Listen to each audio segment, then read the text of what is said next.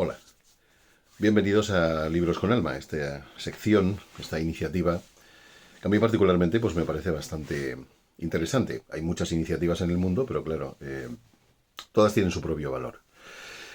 Bueno, hoy quería comentaros algo, bueno, que a mí particularmente me llama un tanto la atención.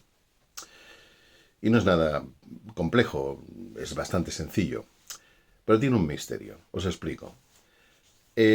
Existe a lo largo de lo ancho y lo largo del mundo, existe una idea bastante arraigada en la mente, como una costumbre, como un hábito, que es el de suponer de manera prácticamente absoluta, en la mayoría de los casos, que nos conocemos bien.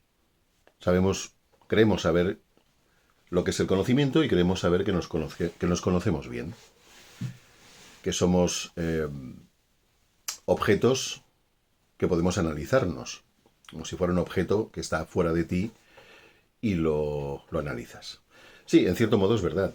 Todos conocemos en grados variables y a veces por circunstancias complejas o adversas de la vida, conocemos nuestras debilidades, nuestras carencias, nuestras virtudes, por supuesto. Sería triste que conociéramos nuestras carencias y no tuviéramos una noción de las virtudes.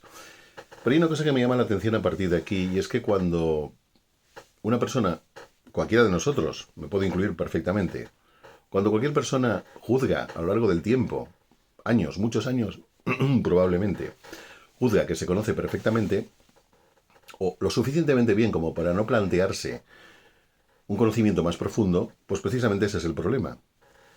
Que la raíz de nuestra verdadera identidad la vamos ignorando, la vamos desplazando a una especie de saco del inconsciente, como tantas otras cuestiones de la vida, y esta percepción de que lo que sabemos es suficiente, o que lo sabemos de manera prácticamente exacta y conveniente a nuestros propósitos, a los propósitos del vivir, del día a día, como se suele decir, pues eso paraliza la búsqueda.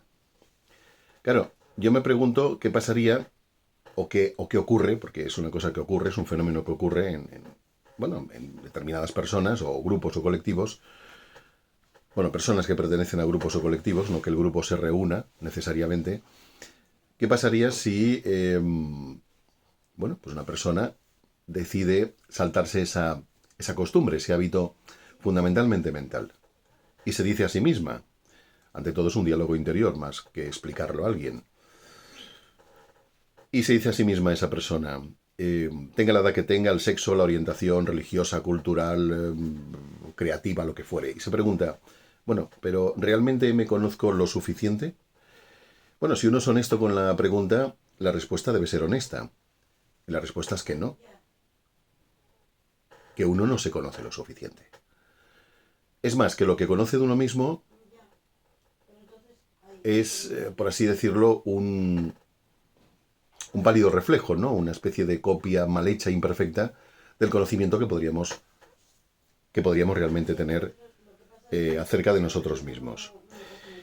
Y claro, nosotros mismos, esta entidad profunda que subyace a todo aquello que es más profundo que todo aquello que lo que presumimos conocer, claro, esta entidad profunda, cabe preguntarse, ¿qué es? ¿Dónde está? Y si la pudiéramos contemplar, dialogar con esa parte de nosotros o experimentar alguna clase de revelación, ¿qué encontraríamos? Bueno, yo os puedo hablar de mi experiencia y os puedo hablar de todo aquello que he ido indagando con múltiples lecturas, reflexiones, vivencias, claro, es un conjunto de cosas. Como le pasa a muchas personas. Afortunadamente es un conjunto de cosas y no una sola cuestión. Y yo lo que encuentro es que cuando intentas entrar en ti mismo de manera honesta, y esa palabra, pues traducirla en términos prácticos, pues no es tan fácil, sobre todo cuando uno lo hace para sí mismo, porque uno es cómodo consigo mismo, es autoindulgente. Uno se dice a sí mismo, bueno, ¿yo para qué voy a ahondar en raíces que vete a saber si son reales o no y a dónde me llevan? Hay como un miedo de fondo. Y hay una duda acerca de la veracidad de lo que uno encuentra. Pero mi experiencia, y quizá la de muchas otras personas que han publicado pues al respecto, ¿no? que han publicado porque tienen una experiencia. Yo os diría que lo que encuentras es, ante todo, algo que para definirlo en palabras o de un modo conceptual o racional, pues ciertamente es un problema. Porque en mi opinión personal, y en la opinión de otros muchos autores, debo decirlo, lo que encuentras se parece relativamente poco o nada a todo lo que tu mente, o sea, todo lo que tú con tu mente racional, de etiquetar, de clasificar, de nombrar, de argumentar, pues se parece muy poco a lo que esa mente ha hecho, o sea, lo que la mente de uno ha hecho hasta ahora. Lo que uno ha hecho hasta ahora es juzgar una dualidad, una polaridad.